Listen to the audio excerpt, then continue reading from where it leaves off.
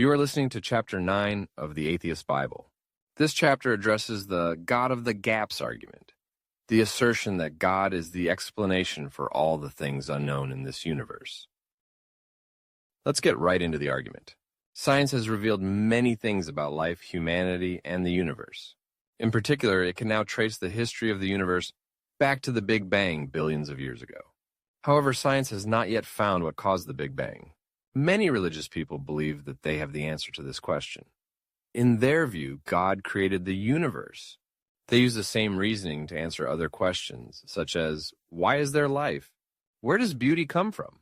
Or why do people behave morally? All of these questions can be answered by saying that God wanted it this way. The God of the gaps argument says that this answer is the most plausible one, and that hence God must exist.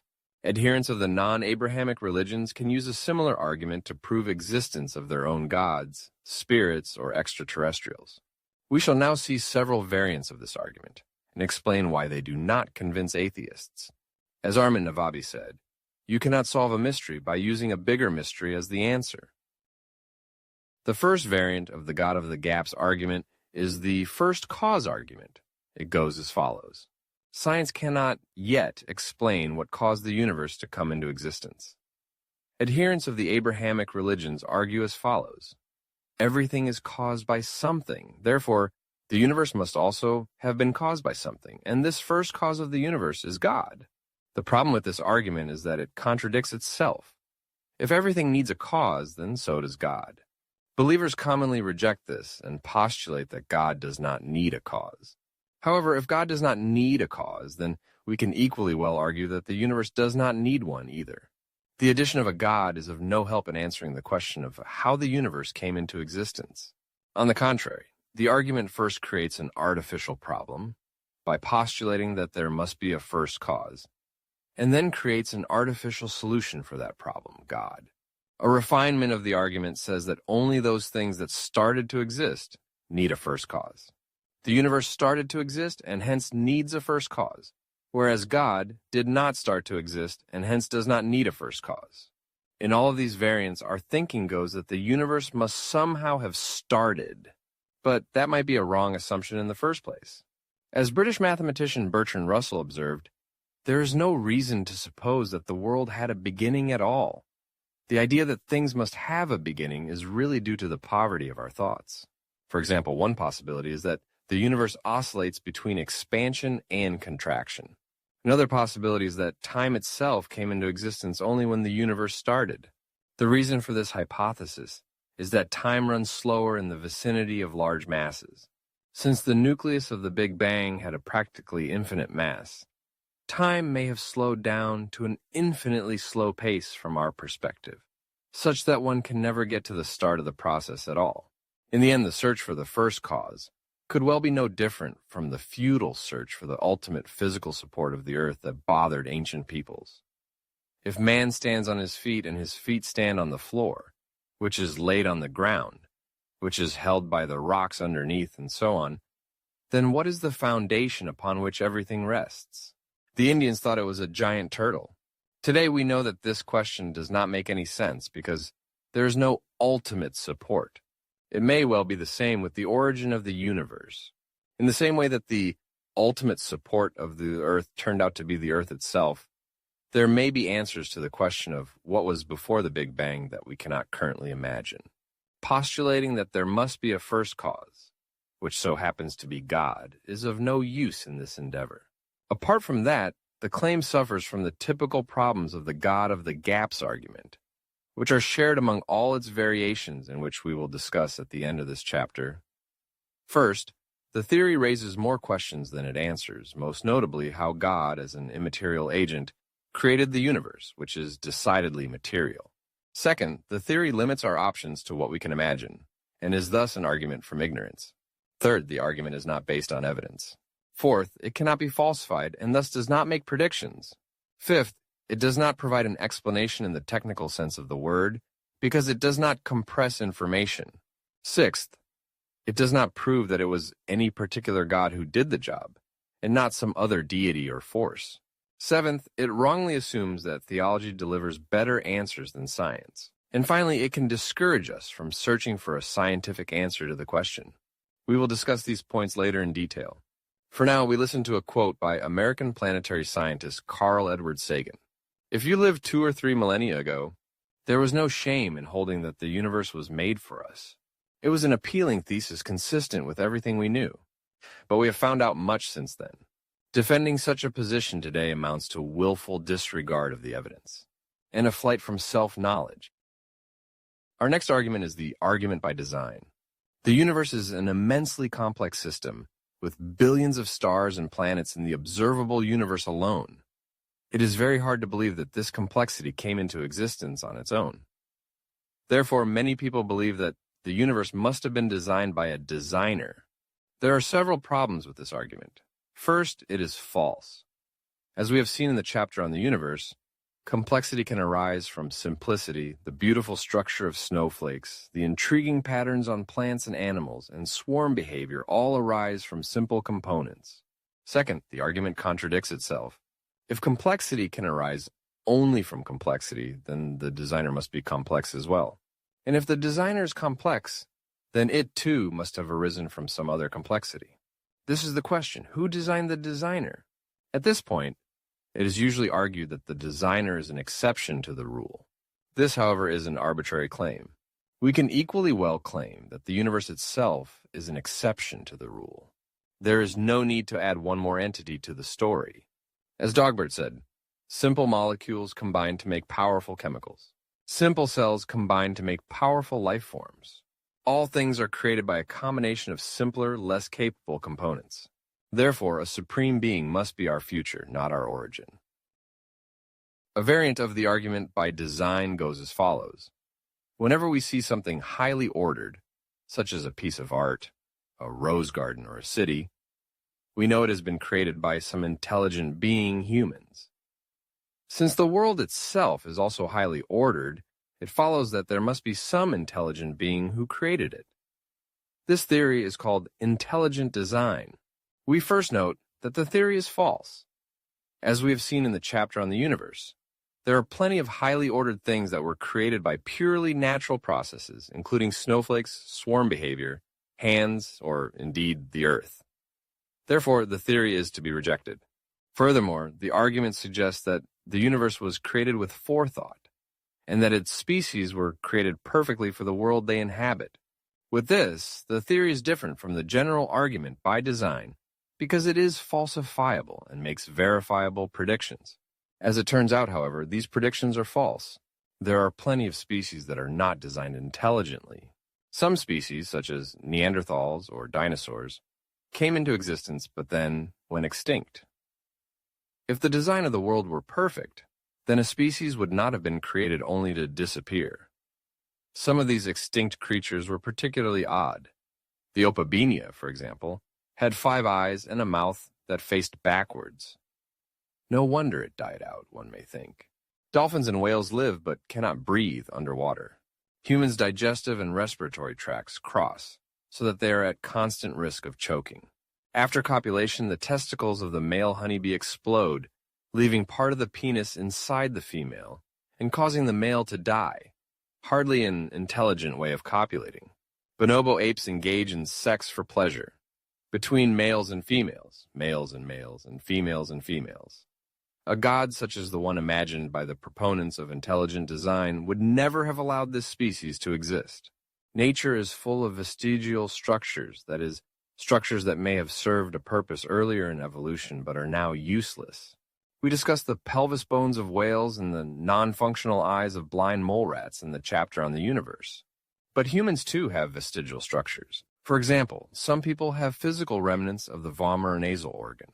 This non-functional smell organ is absent in others, leading us to ask why it exists at all. And males have nipples that serve no purpose. People have a natural disposition to love fat and sugar.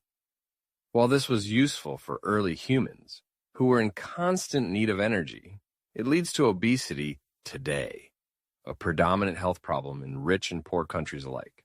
If a baby's head is significantly larger than the pelvic opening of the mother, the baby cannot be born naturally.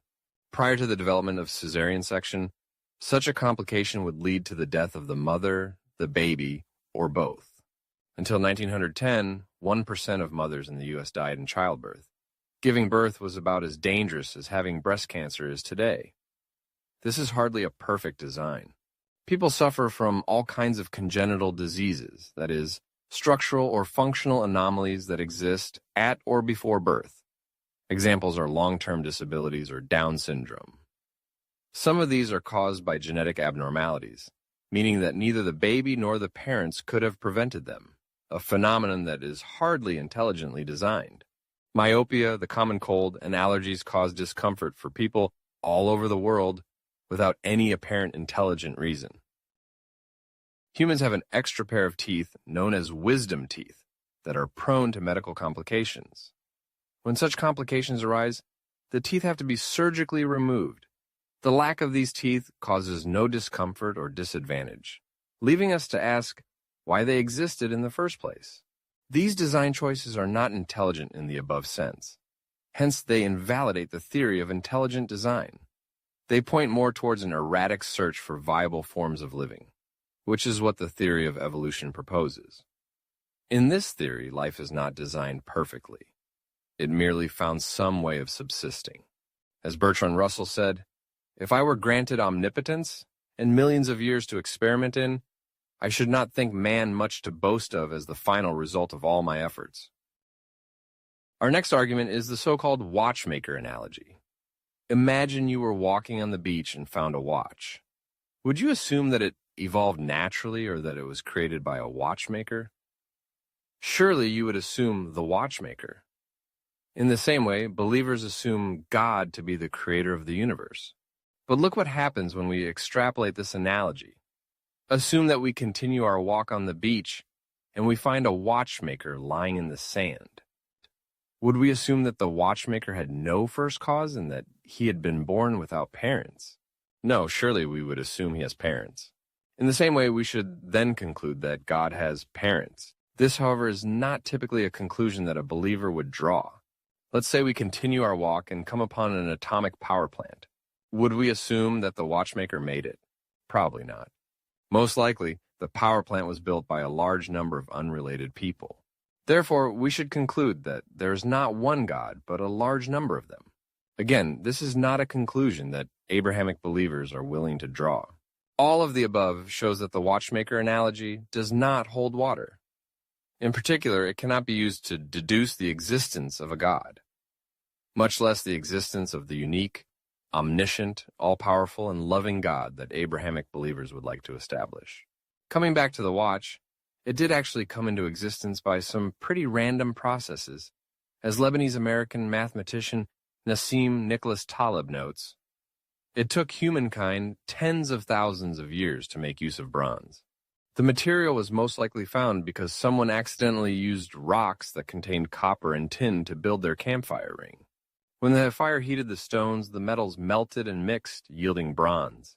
When people realized this, they started to heat these stones on purpose, and to identify those that yielded the best bronze, which is a kind of human-made natural selection. From there, it took humankind many more thousands of years to produce the metals that we now use to make watches. Titanium, the material that many watches are made of, was found by serendipity in 1791, and the solar cell that powers the watch took humankind 115 years of trial and error with different conductive solutions to create. Thus, the premise on which the watchmaker analogy rests is false. The watch did not come into existence by an intelligent designer. It came into existence by large-scale, distributed trials that were iterated for several thousands of years, much like life itself. With this, the watchmaker analogy actually supports the theory of evolution more than the theory of an intelligent designer. As David Hume said, "And what can you produce from your hypothesis to prove the unity of the deity? A great number of men join in building a house or ship, in rearing a city and framing a commonwealth. Why may not several deities combine in contriving and framing a world?" Here's a side remark about that. The watchmaker analogy also shows a problem in the approach to truth. Believers are happy to find the watch and to start believing in the watchmaker. They are also ready to believe all kinds of stories about the watchmaker without ever having met them. Science, in contrast, investigates until it finds evidence that supports a hypothesis. It does not make any claim to the truth until it has reason to do so. Our next argument is that the scientific worldview seems to say that the entire universe basically came from nothing. How can everything come from nothing? As the attentive reader will have noticed, science makes no such claim. Nowhere does this book or a scientist say that the universe came from nothing. Rather, science says that so far, we do not know where the universe came from, if that question even makes sense to begin with. And as long as we don't have validated evidence for a theory that explains where the universe comes from, we keep searching. That's all. As the candid atheist said, concerning the question of where the universe came from, science says nothing, not nothing. Our next argument is nobody knows the origin. Believers do not know how to explain where God came from, and atheists can't explain where the universe came from. So, aren't both views equally unsupported? The answer is no. We know that the universe exists, and hence it makes sense to search for its origin. However, we do not know whether God exists. Therefore, before venturing to explain where God came from and what he's done, we should first prove that he exists in the first place. Believers are still stuck at this stage of the process. In comparison, atheists are one step ahead. They know that the thing whose origin they search for, namely the universe, actually exists. As Nelson Faraz said, how do atheists explain the origin of the universe when even science has no concrete theory about it? 100 years ago, someone may have asked, how do you explain the origin of lightning and thunder when science has no concrete theory about them? The only honest answer that an atheist could have given at that time would have been, I don't know. The theist, however, would have replied, the explanation is God. Today, science has advanced. Theistic thinking has not. Our next argument is that the world is so tailored for us that it must have been made just for us. If that is so, would it not allow us to deduce that there was a maker? While this question may seem logical to a theist, the belief that the world was made for us is actually just an artifact of our self-centered thinking. If the world were made for us, we would not have evolved alongside several other humanoid species, even mating with them before they disappeared. If the world were made for us, we would not live on the fourth of 8 planets, orbiting around a star that is in every aspect like thousands of others, moving in a galaxy that is nothing more than a random place in a universe that contains billions of them. On the contrary, our world is a rather hostile environment. It took nature billions of years for life to emerge, and it took millions more before the first humanoid species came on the scene. It then took humankind hundreds of thousands of years to tame the threats of nature. Wild animals, the cold, heat, drought, many of which still remain. Every year, millions of humans perish due to illness, floods, famines, or other natural disasters. This is not a world made for us. We have to turn the argument around to make sense of it. The world was not made for us, but we were made for the world by the process of natural selection. All organisms that did not adapt to their environment were filtered out, hence only those made for this world survived. The assumption that there is a creator is just a consequence of our inability to understand this process. As Douglas Adams said, imagine a puddle waking up one morning and thinking, this is an interesting world I find myself in, an interesting hole I find myself in. It fits me rather neatly, doesn't it?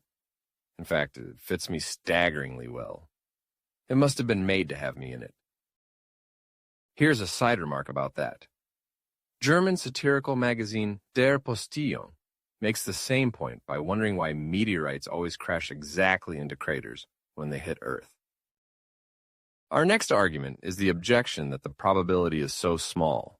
The scientific theory of the universe relies on chance. Molecules happen to be aligned in the right way for life to emerge, cells happen to have a nucleus, and mutations happen to create eyes, wings, and feathers. Believers wonder whether the chance that all of this happened is too small of a probability to be real.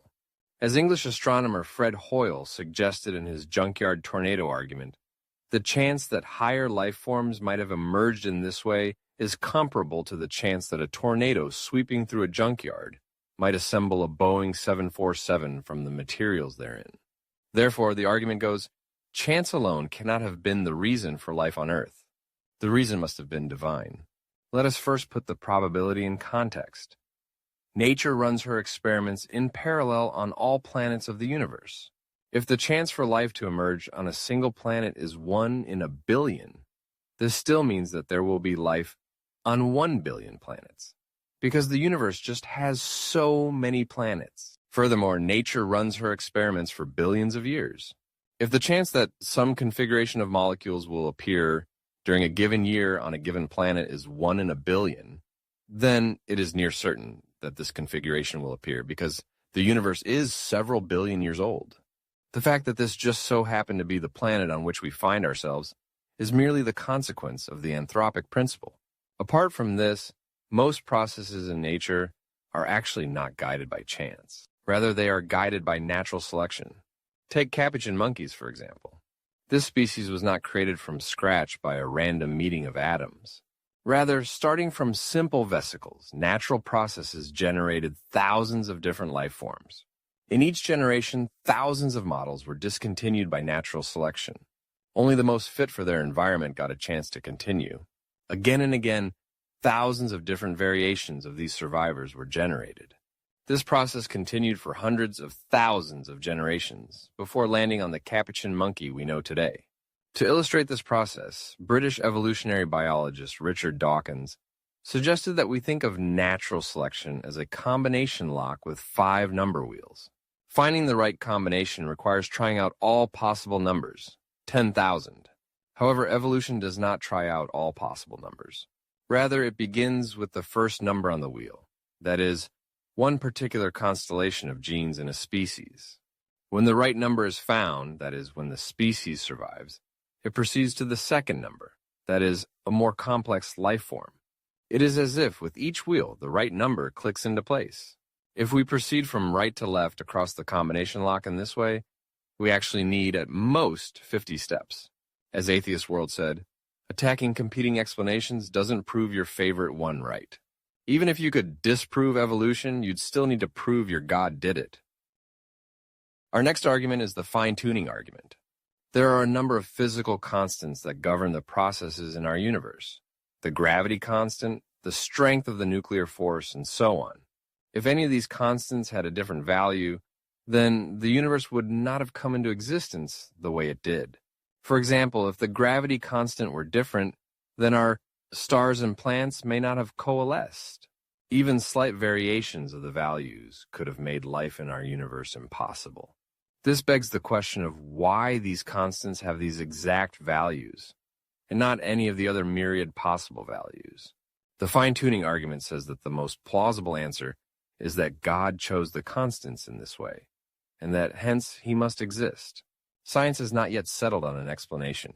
One possibility is that our universe is just one out of millions, all of which would have different values for the natural constants. Only in one of them would life have emerged, and this is, of course, the one in which we live. Or there could be some yet undiscovered physical laws that constrain the constants, so that they cannot have any other value. However, even if the search for answers is ongoing, this does not mean that God must be the answer. As we've discussed, it could be any other god instead of the Abrahamic one, for example, Gaia. It could even have been several gods, as in Shintoism. More likely, though, there is a purely natural explanation. History shows us that many phenomena that were once ascribed to the gods, such as rain, the seasons, lightning, the movement of the sun, etc., can now be explained by purely natural processes. That should make us careful when postulating gods behind the unknown. If we really wanted to find the answer to the question, we should not actually postulate any god at all.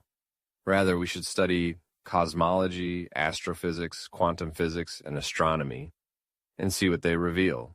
As the candid atheist said, science says, we don't know, but we're trying to shed light on it. What are you doing to shed light on it?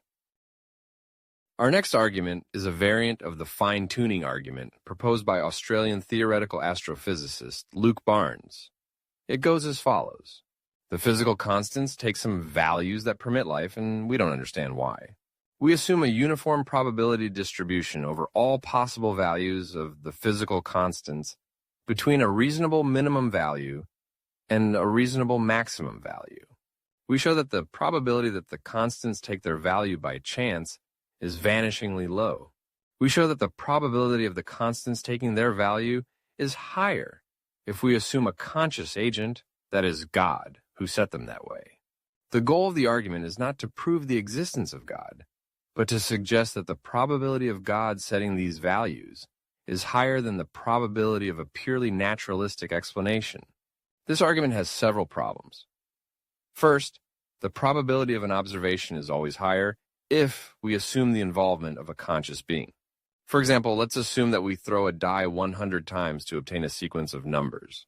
What is the probability of us obtaining that exact sequence? It's 1 in 10 to the power of 77. Now, what is the probability of obtaining this sequence if I'm a sorcerer who is able to roll that exact sequence? This probability is 1. Therefore, Barnes's argument, as stated in premise 1 of his fine-tuning argument, says that the observation strongly favors the hypothesis of me being a sorcerer. By the same token, all types of other metaphysical explanations, aliens, gods, etc., are considered more likely than naturalism in Barnes's argument. The argument does not require these explanations to be probable by themselves. Even if it did, it would be hard to determine the probability of the existence of a conscious being who has the power to set the values of physical constants and who precedes the genesis of the universe. What is the probability of that being's existence, and on what basis would we estimate it? If we just assume that this probability is high because God is our go-to hypothesis, or because God is simple, then we still do not actually prove a high probability of God's existence. Rather, we presume it. Besides, if our earthly experience is anything to go by, the probability of any conscious being that exists without a physical brain, or of a non-material being that creates something material, is decidedly very small. In reality, the entire probabilistic argument rests on shaky ground. The physical constants of our universe are not chosen from a uniform random distribution. That is merely an assumption that springs from our ignorance. Thus, while it is interesting to investigate why these constants take these values, we are not entitled to suspect that an intelligent agent set them. Furthermore, despite its sophistication, Barnes's argument suffers from similar weaknesses as the other arguments that we have examined in this chapter. First, the argument is not, and does not aim to be, a proof for the existence of God. It does not provide evidence in the sense of a true theory that predicts the hypothesis. This is why the argument does not allow us to make predictions beyond what we already know, namely that the constants take these values. Thus, the argument is not an explanation in the sense of this book. More importantly, the argument suffers from the same problems as the argument for a first cause. It argues that a scientific explanation, if it were to be found, would still beg the question of why that specific explanation holds. At the same time, the argument does not address the question of why a God would exist, how he would come into existence, why he would want to create life, and how he would have done it. In this way, the argument unfairly scrutinizes the scientific hypothesis more than the theistic one. Finally, the argument would have failed to explain other unexplained phenomena in the past. For example, it would have preferred a God moving the sun across the sky to the naturalistic explanation we now know to be true. If the argument has failed in the past, there is no reason to assume that it would be correct in the present. The scientific theories about the universe also need continuous adjustment. But in the meantime, they make verifiable predictions about things that we did not know and that we then find to be true. This allows us to validate the theories, to correct them, and to use them. This justifies our confidence in them. The fine-tuning argument has no such benefit. It is just an assumption that makes no prediction whatsoever. As Carl Sagan said, I don't want to believe, I want to know. Our next argument is God is simpler. Scientific theories about the genesis of life are rather complex. They involve the random permutation of proteins, protein-based replication, and millions of years of evolution. The God of the gaps argument is rather simple by comparison. It requires only one new entity, God, and explains not just the genesis of the universe, but also of life and of humanity. For example, one could just say, God created life. In this way, the theory God did it has an extraordinary capacity for compression. However, let us look at the predictions that the theory makes. The theory that God created life essentially predicts that life exists and nothing else. As it so happens, the same prediction can be made by the theory life is there. There is no prediction that the first theory makes that the second one does not. Adding God does not add any new predictions. In this light, the theory that God created life is quite complex. It does not add any predictions, but does require a new metaphysical entity of unknown origin who decided to create life. Thus, the theory is actually very complex. This holds true for most explanations that involve God. They tell us only the predictions we knew anyway and nothing more. Besides, the theory God did it is unfalsifiable. We can equally well claim that any other entity is the reason for some phenomenon. For example, we can claim Gaia did it. As Kieran Dyke said, "I don't know," does not mean that you can fill in the blanks with your favorite fairy tale. There are many more questions in life that we cannot yet answer by science alone. Examples include, why do cats have pretty stripes? Why do the millions of insect species have such startling beauty? Why do humans feel guilt? Why does anyone have a will? Where does personality come from? Faith in God, goes the argument, can provide answers to these questions. The reason is God. That is, cats have pretty stripes because God wants them to have stripes. Unfortunately, this theory has a number of problems. First, it is false. In the Christian Bible, Jacob took fresh-cut branches from poplar, almond, and plane trees and made white stripes on them by peeling the bark and exposing the white inner wood of the branches. Then he placed the peeled branches in all the watering troughs so that they would be directly in front of the flocks when they came to drink. When the flocks were in heat and came to drink, they mated in front of the branches, and they bore young that were streaked or speckled or spotted. This explanation is obviously false. Animals do not get their stripes by mating in front of almond trees. Rather, animals have stripes when this provides an evolutionary advantage such as camouflage. This also explains why animals are often the same colors as their environment. Frogs are green, lions are yellow, rabbits are brown, and polar bears are white. Second, the argument God did it is commonly applied to all the beautiful things in life. Yet, there are arguably many more ugly, dangerous, and brutal things in life than there are beautiful ones. As an example, consider tapeworms. These animals live in the intestines of animals and humans and can grow up to 10 meters long. Much less theological effort has been devoted to explaining the existence of these animals. Third, attributing phenomena to gods is basically an argument from ignorance. If we do not know the answer to something, then we say it's God. This is, however, not a valid way of reasoning. Finally, the claim God did it suffers from the typical problems of the God of the gaps argument, which we will discuss at the end of this chapter. It cannot be falsified, and therefore does not make predictions. It does not provide an explanation in the technical sense of the term.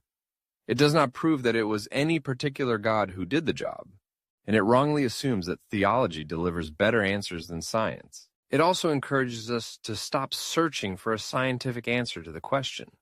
As Roy Soblowski said, if you accept the explanation that God did it, then your curiosity has been sedated rather than nourished. Another conundrum of life that is often explained by God is the human soul. In the common understanding of the word, the soul is the non-physical essence of a human being. In many religions, the soul can live on when the body has died. So, what is the soul in an atheist world? The soul is basically what makes humans different from machines. However, in the naturalistic view of the world that this book promotes, humans are not so different from complex machines, actually.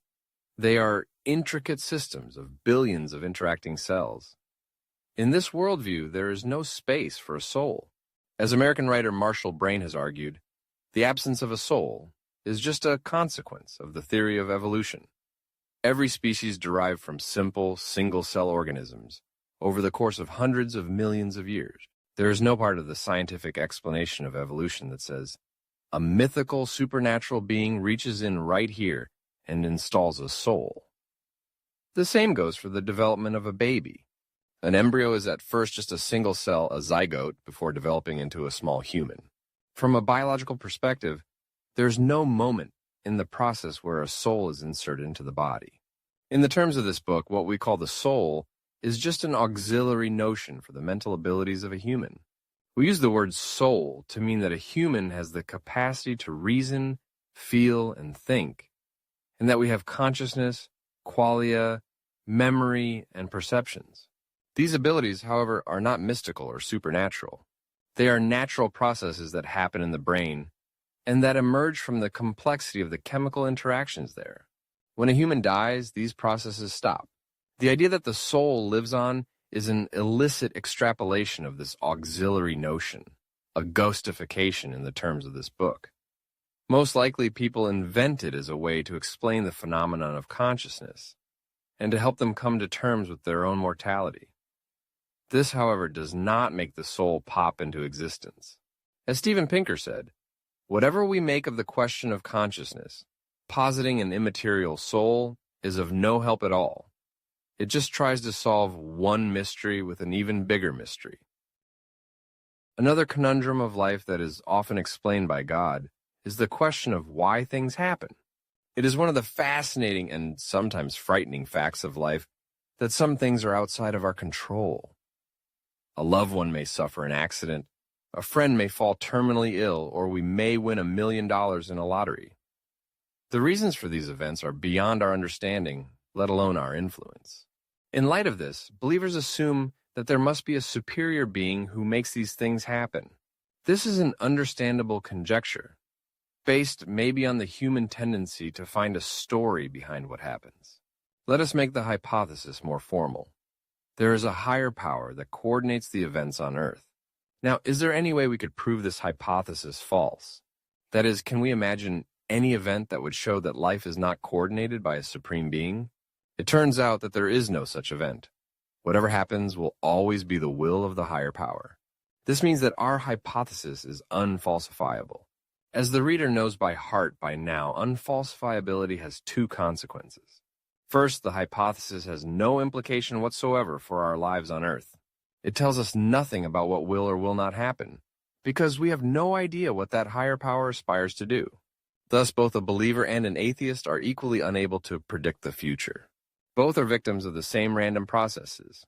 Technically, the hypothesis there's a higher power does not imply any perception statements, and it is thus literally meaningless. The second consequence of the hypothesis, unfalsifiability, is that we can invent any other unfalsifiable hypothesis that contradicts it. For example, we can claim that there are two higher powers who work together to coordinate the events on Earth in alternation.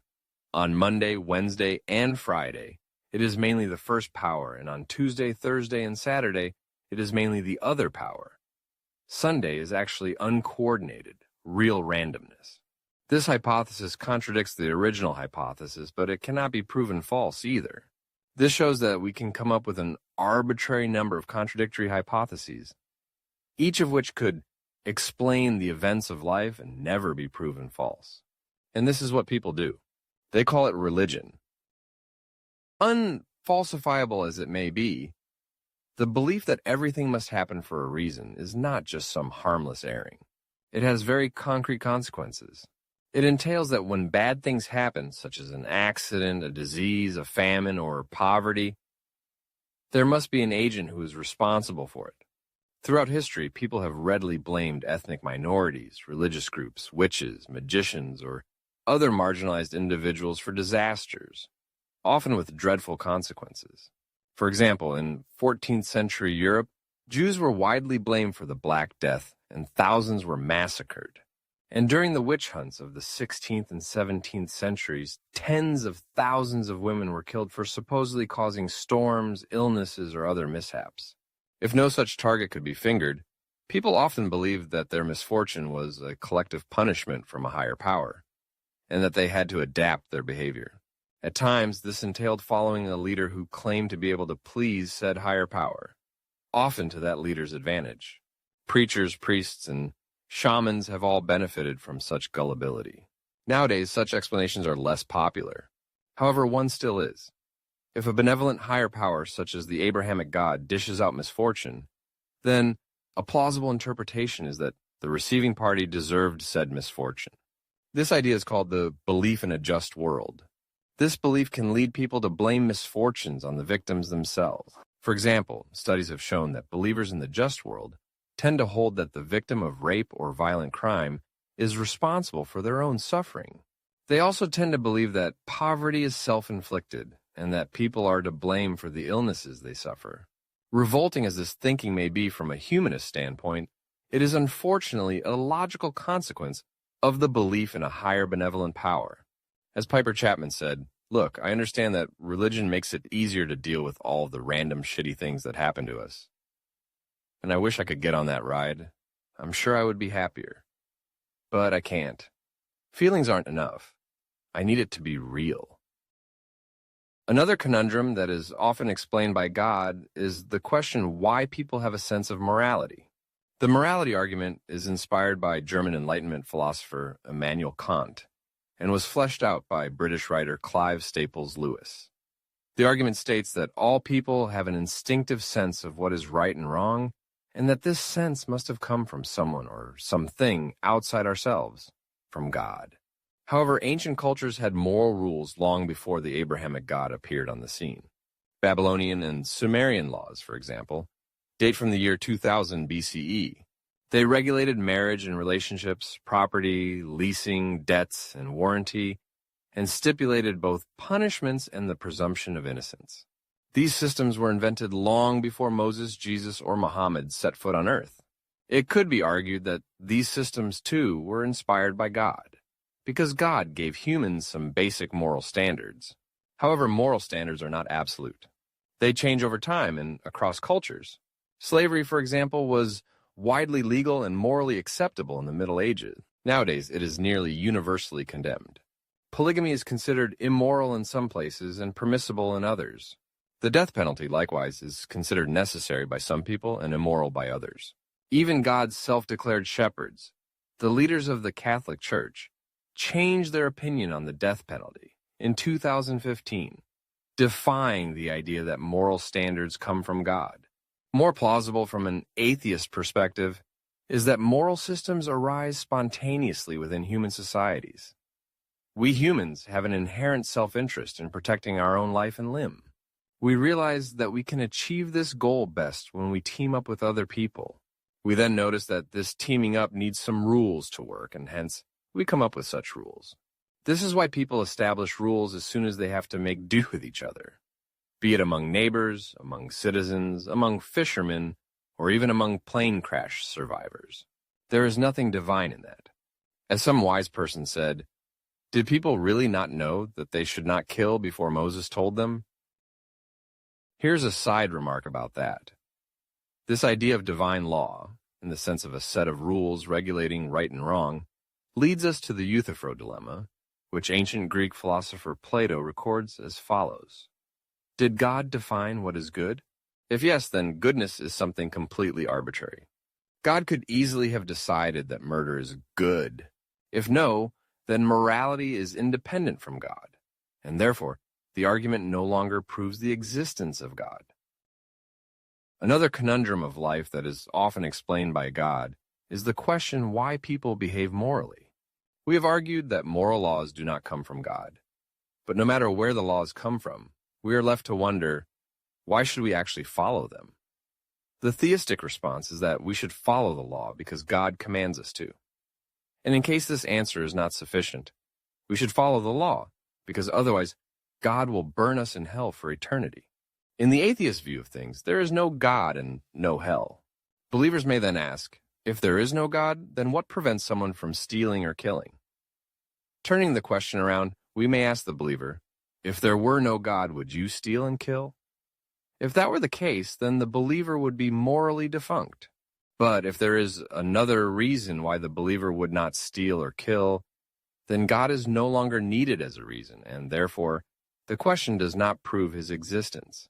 Fortunately, there is a rather simple explanation for why we should follow basic moral rules. Would you like to live in a lawless society where people can kill and plunder as they wish? Probably not. The majority of your compatriots think similarly.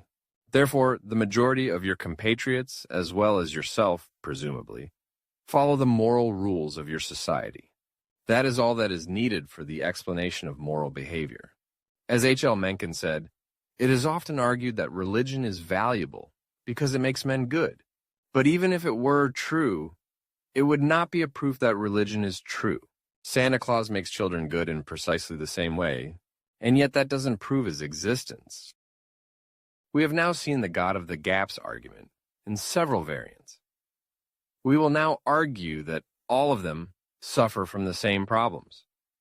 The first of these problems is that the God of the gaps argument is basically an argument from ignorance.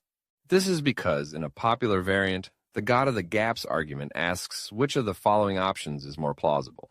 The first option is, the universe arose from purely random arrangements of atoms that themselves emerged from nothing. The second option is the universe was created by a conscious supernatural agent.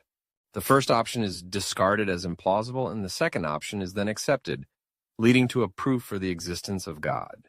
Variants of the argument introduce additional options, bolster them with the latest scientific jargon, and/or adapt the argument to other phenomena requiring explanation, always ensuring that all options are less plausible than the option of God. There are several problems with this type of argument. First, it overestimates the plausibility of the supernatural agent. To see this, let us rephrase the argument as a choice between the following two options. The first option is, there is a being that, despite being immaterial, can create a material world. This being has no physical brain but is conscious. It is so powerful that it can create an entire universe. It had the single largest impact on the physical world, yet cannot be detected by scientific means. The second option is, the universe came into existence by some natural process that humans do not know and hence ascribe to their God. Which option is more likely? If past experience is any guide, the first option has a vanishingly small degree of plausibility.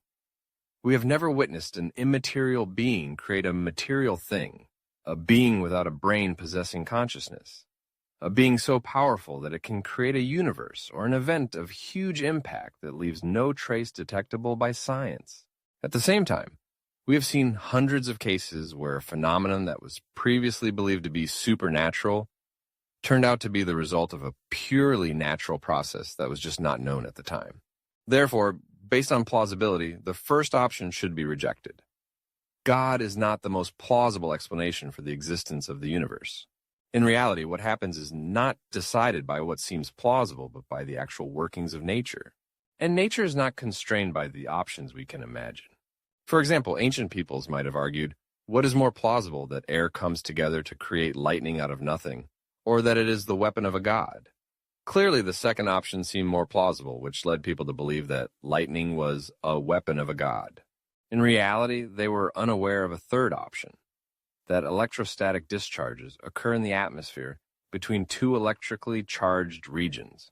They were unaware of this option because they lacked any understanding of electricity, atoms, or electromagnetic radiation.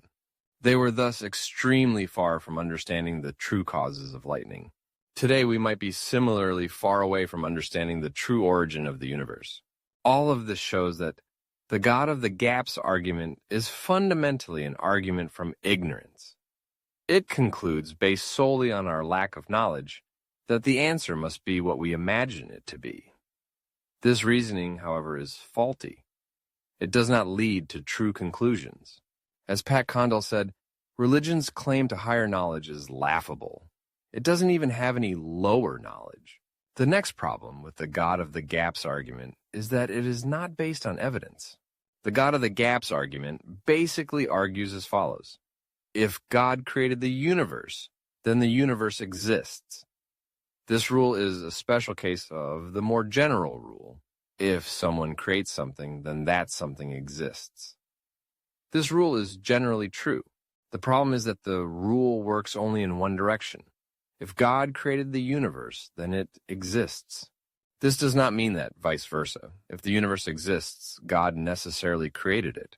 Anything else could have created the universe, or the universe could not have been created at all.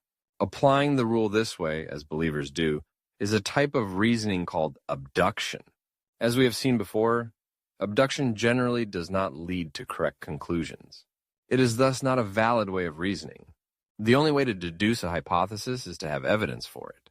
In other words, we do not need a rule of the form God exists, and hence X, but rather of the reverse form, since X God exists. Up to now, no such rule has been found, as we have argued in the chapter on proofs for God. Therefore, there is no evidence for the idea that God exists.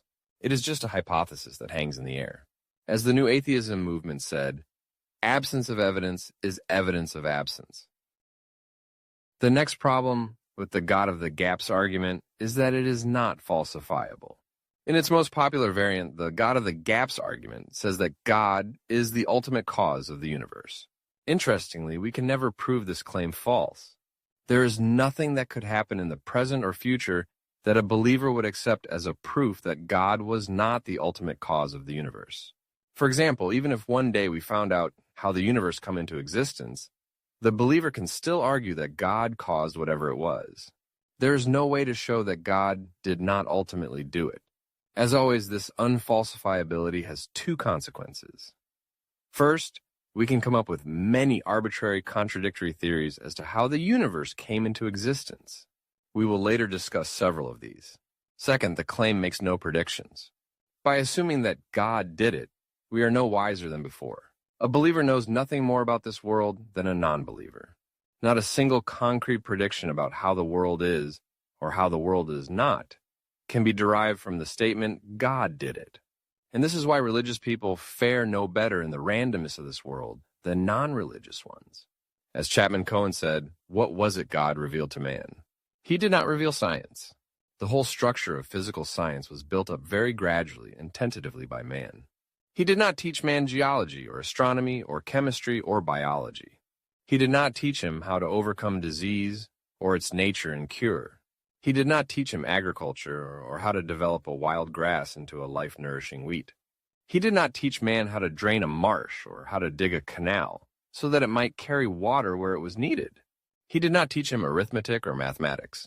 He taught him none of the arts and sciences.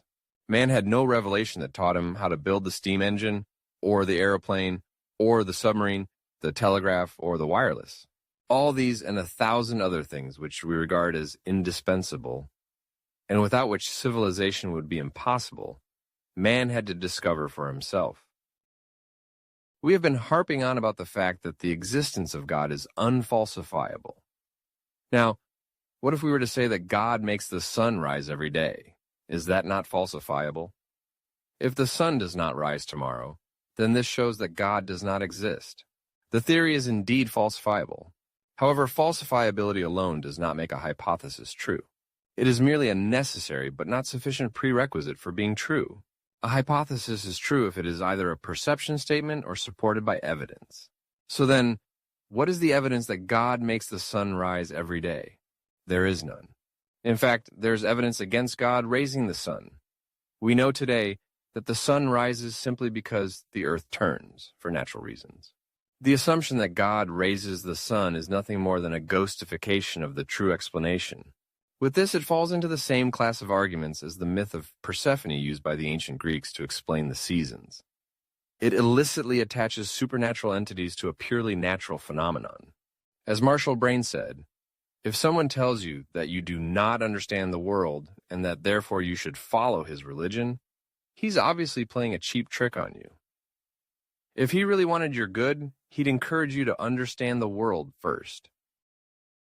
The next problem with the God of the gaps argument is that it does not actually compress information in the technical sense of the word. To see this, let us start with something more mundane than the existence of the universe, the existence of a rainbow. Let's assume the following facts. On Tuesday, the sun shines, it rains, and there's a rainbow. On Saturday, the sun shines, it rains, and there's a rainbow. On Sunday, the sun shines, it rains, and there's a rainbow. The supernatural God did it explanation is as follows. God wants that on Tuesday, the sun shines, it rains, and there is a rainbow. God wants that on Saturday, the sun shines, it rains, and there is a rainbow. God wants that on Sunday, the sun shines, it rains, and there is a rainbow. The problem is that we do not learn anything more from the supernatural explanation than from the facts themselves. Worse, the supernatural explanation is not, in any way, shorter than the original list of facts. On the contrary, it is actually longer because it has to add God to every single fact. Thus, the supernatural explanation does not compress information. Therefore, it is not a valid explanation in the sense of this book. A scientific explanation, in contrast, goes as follows. On Tuesday, the sun shines and it rains. On Saturday, the sun shines and it rains. On Sunday, the sun shines and it rains. Whenever it rains and the sun shines, there is a rainbow. Unlike the supernatural explanation, this scientific theory is shorter than the original list of facts. And as we add more days, the scientific theory will become even shorter in comparison. By capturing a pattern in the data, the scientific theory compresses information. In this way, the scientific theory carries additional insight. It has explanatory power and is therefore a valid explanation in the technical sense of the term. The theory that God wants it is not. On the contrary, by adding God to the picture, our explanation becomes longer than the facts themselves. The same goes for supernatural explanations for the beginning of the universe. The theory that God created the universe just adds a layer of complexity. To illustrate this, consider the following example. Small children like playing the game of why, in which they simply and continually ask, why, in response to every answer. The game continues until the unnerved parent finally says, because that's how it is. A theist can answer more questions than the atheist by saying, because God wants it that way. However, when the child asks the next why, namely, why does God want that, the theist will have no reply either. Thus, the theist only postpones, but does not actually avoid the impasse. On the contrary, the hypothesis of a God entails many more follow-up questions. Where is God? How does he interact with the world if he is not physical? How do we know there's only one God and not many, etc.? Thus, instead of answering the original question, the assumption that God did it just adds plenty of new ones. For this reason, Ibn Abi al-Awja, an 8th century critic of Islam, reportedly refused to accept any answer that implied that something was done by God. In his view, this merely pushed the question farther back to someone who was not present. He was executed swiftly. As the candid atheist said, a claim does not automatically become an explanation when it uses the word because. It also has to capture a general pattern in the past so that we can make predictions about the future. The next problem with the God of the gaps argument is that it does not prove which God did the job. The God of the gaps argument asserts that the universe was created by some supernatural being. To a Christian, Jewish, or Muslim believer, it is obvious that there is only one entity that could have achieved this feat, their God. However, the God of the gaps argument does not actually prove that it was the Abrahamic God who created the world. It could have been any other God instead. In Hinduism, for example, it is the god Vishnu who, lying on an ocean of milk atop the serpent Sesha, sprung a lotus from his navel that contained the god Brahma. Brahma then goes on to create all living beings, as well as the sun, moon, and planets, and a number of other gods and demigods. It could also have been several gods who created the universe. In realism, for example, Earth is a big scientific experiment by extraterrestrials. Other religions, such as the Maori or Wicca faiths, know a male and a female deity whose union gave rise to all living beings. Atheists have taken this occasion to come up with some more creation stories. In 2005, American activist Bobby Henderson started the religion of Pastafarianism, in which the world was created by a being called the Flying Spaghetti Monster. Henderson claims that all arguments that can be brought forward for God as the creator of the universe can equally well support the Flying Spaghetti Monster. Consequently, he wrote a letter to the Kansas State Board of Education to demand that Pastafarianism be taught in schools alongside the Christian theory of intelligent design and evolution. Today, the Church of the Flying Spaghetti Monster has thousands of atheist adherents who claim that their creation story is as true as any other. At the same time, the focus on gods as the creators of the universe is mainly the result of a lack of imagination. There are much more philosophical and colorful explanations of how the world came into existence. Buddhists, for example, assume no creation at all. In their view, the universe has always existed. The Taoist creation story, in contrast, goes as follows. The Tao gave birth to unity, unity gave birth to duality, duality gave birth to trinity. Trinity gave birth to the myriad creatures. This may sound highly philosophical, but that is, from a Taoist perspective, more than adequate for something as foundational as the creation of the universe.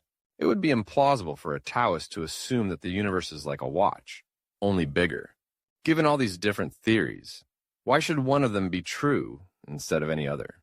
Even the demigod Maui from Disney's movie Moana joins the group of potential creator god saying, "Oh, kid, I can go on and on. Explain every phenomenon. The tide, the grass, the wind, the ground. That was just me, I mess around." The next problem with the God of the Gaps argument is that it wrongly assumes that theology delivers better answers than science. The God of the Gaps argument basically builds the following theory. If we do not know what caused X, then a God did X. Unfortunately, this theory is false. It has made numerous incorrect predictions in the past. For example, many early humans believed that gods were responsible for fire, rain, day, and night, for the creation and design of animals, and for the movement of the sun. Yet in the end, none of these explanations turned out to be true. Fire is a chemical reaction. Rain is a meteorological phenomenon. Day and night come from the rotation of the earth. Animals were shaped by evolution. And the apparent movement of the sun stems from the orbiting of the earth. In each case, the theological explanation was nowhere near what we now know today as truth. Therefore, the theory has a rather bad track record for explanations. Science, in contrast, has made an extraordinary series of revelations. Chemistry can explain the nature of the elements and how they react with each other. Biology can explain the working of cells and the multitude of species, including their behavior and evolution. Physics can explain the growth of the universe, up to the very first milliseconds. Social science has given us models for human behavior. Psychology has taught us how humans react to different stimuli. Technology has given us printed books, computers, and airplanes. All of these discoveries are logically consistent with each other, confirmed by repeated evaluation, and very useful. This gives science a good track record of reliability. When it comes to fundamental questions about the universe, it thus is clear that science deserves our trust, not religion. As some wise person said, science is like magic, but real. The next problem with the God of the Gaps argument is that the stories that religions present as explanations for the big questions of life predate Western science. At the time of their first telling, people had not the slightest idea about the modern scientific method, molecular biology, radiocarbon dating, or light years. In short, about the concepts that are necessary to explain the genesis of the universe and of life. That is one reason why the religious stories mostly revolve around magical creatures, wise men, and gods that are basically outsized humans. It is obvious to the atheist that such explanations have no relation with reality. But how dare atheists discard religious explanations when they don't know the correct explanations themselves? The answer is that it is not required to know the correct answer to know that another is nonsense. For example, take the mathematical problem, 3,089 times 525. You may not know the answer off the top of your head. However, you likely know that -3 cannot be the answer. This is because two positive numbers multiplied cannot yield a negative number. In other words, even if we do not know the correct answer, we can often tell if another answer is false. That goes in particular for religious explanations. Even if we do not know why animals have stripes, we do know that they did not come about by animals mating in front of almond trees, as the Bible suggests. Animals do not get stripes by mating in front of a tree. Even if the theistic answers are not outright false, we are still entitled to doubt their accuracy.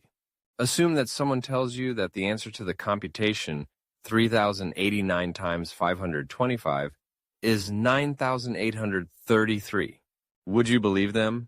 Or would you want to see the steps of the calculation for yourself? What if the calculation involves a step that requires you to not ask how it works?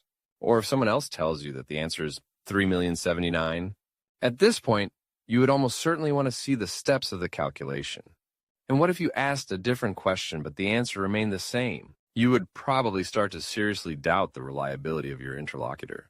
And it is the same with atheists when they hear the God of the Gaps argument. As Altair said, how naive to believe there might be a single answer to every question, every mystery.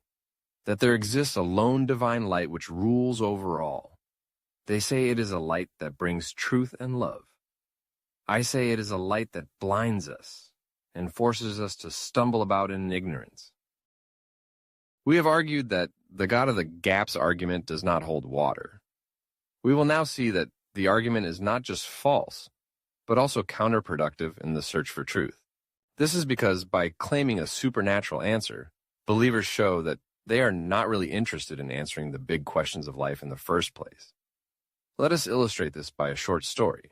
Assume that you are in your house and you hear a dog barking in your courtyard. You are surprised because you do not have a dog.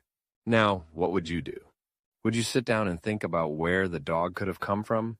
Would you call a friend to discuss the question with them? Would you read a book about the philosophy of dogs? Or would you go outside, find the dog, and interact with it? In other words, if believers really wanted to know how the universe came into existence, they would not sit on a sofa and develop theories about a supernatural first cause. Rather, they would study what current scientific theories have to say, read books about physics, support scientific development, or even become a physicist themselves. This is how knowledge about the universe is acquired. But most religious people do none of this. They limit themselves to claiming that the answers to the big questions of life are provided by their religion. Thereby, they demonstrate that they are not really interested in the questions to begin with. That is fine, of course. However, they should not then claim to have the answers. Such a claim can be made only when one is interested in answering the questions in the first place. As the candid atheist said, we do not even know the question, and some people already claim to know the answer. Interestingly, the God of the gaps argument is not just invalid, it actually does the idea of God no favor. Consider that in the past, gods, or a god, were assumed to be behind a great number of life's conundrums. But nowadays, most of these questions have been answered by science. Thus, the explanatory space allocated for the supernatural has steadily shrunk. If human knowledge continues to progress as it has, the room for gods as explanations for the unknown will become smaller and smaller. If believers bind their God to what is scientifically unknown, they risk abolishing their God in the long run. It may be more reasonable to stop using the God as an explanation for physical conundrums, and to focus instead on the non-physical aspects of religion. Moral values such as generosity and charity, hope in the afterlife, etc., and on a positive view on life in general. This observation was maybe best phrased by Dietrich Bonhoeffer, a German Lutheran pastor. As Dietrich Bonhoeffer said, "How wrong it is to use God as a stopgap for the incompleteness of our knowledge. If in fact the frontiers of knowledge are being pushed further and further back, and that is bound to be the case, then God is being pushed back with them, and is therefore continually in retreat. We are to find God in what we know, not in what we don't know." The God of the gaps argument is not just false, it also inhibits scientific inquiry. The first obstacle to scientific inquiry appears in our mind. For example, if we assume that God created the world, we will have a hard time even imagining that this was not the case. We will be so fixed on the idea that the universe must have started that we cannot even consider alternative ways of thought. This hinders new ideas about the universe, such as the idea that it oscillates or that its mass slowed down time. The same goes for other phenomena.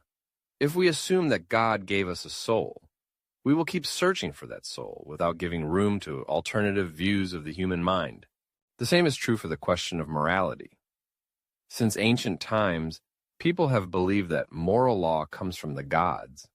This has prevented them from correcting and developing these laws, so that the abolition of slavery, freedom of religion, and equal rights for men and women appeared only very late in human history.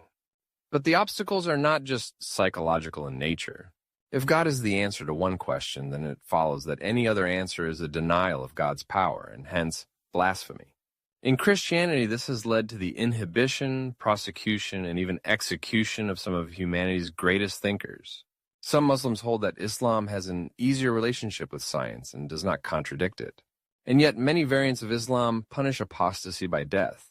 This punishment is affirmed by all four schools of Sunni Islam, as well as by large pluralities of people in most Muslim-majority countries. In these variants of Islam, it is thus impossible to investigate a world model without God. Science, in contrast, has no such constraints. Nobody is put to death if she or he questions the principle of gravity. In science, a theory is valid if it makes true predictions. If it ever makes a false prediction, it is abandoned. If we assume supernatural gap fillers instead, which do not succumb to these conditions, then we inhibit the scientific analysis of the questions of life. Only if we acknowledge that we do not have an answer will we be able to find one. As Muna Qasimi said, if you don't know, and you think you know, you will never know. We have argued that it is unhelpful to use the supernatural as a stopgap for questions we cannot answer. So what should we do instead? The humanist answer is clear. We have to keep searching until we find an answer. Once an answer has been found, we have to continuously validate it, question it, and expose it to criticism to make sure it is really correct. If the counter-evidence becomes stronger than the evidence, we must change or even abandon our answer. And what do we do if we really cannot find the answer? Again, the humanist stance is clear. We have to admit that we do not know it. There are some things we don't know, and that's okay. This insight is, in the humanist eye, much more honest than filling the hole with a made-up answer. As Daniel Super said, whom do atheists turn to when faced with a situation that logic cannot explain? I do not turn to anything. There are some things we don't know, and making up answers to fill the holes and then believing that the made-up answers are true is completely idiotic.